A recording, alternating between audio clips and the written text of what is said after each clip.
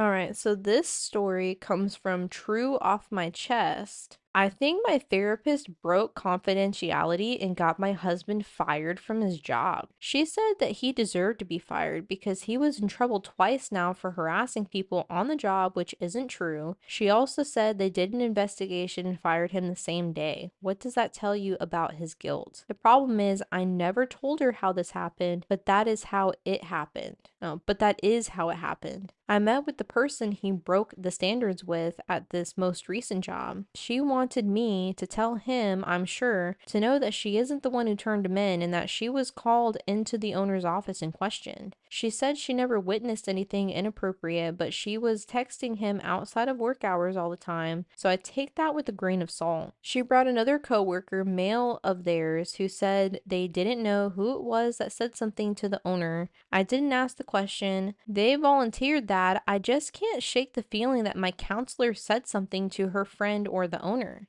Now my counselor just texted me and had to cancel my appointment for an emergency. Hmm. Update, I wrote this in as a note in my phone in January and didn't post. My counselor never contacted me to reschedule.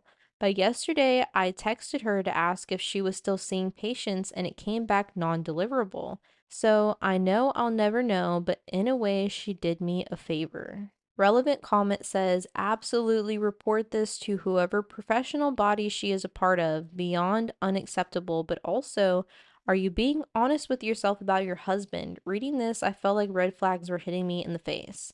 OP replied and said, oh, believe me, I know.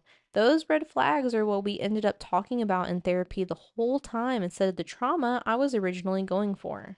So, I'm gonna say personally, it does sound like your therapist did say something, especially since she's kind of being a little bit wishy-washy here of like not contacting you and like basically blocking your number.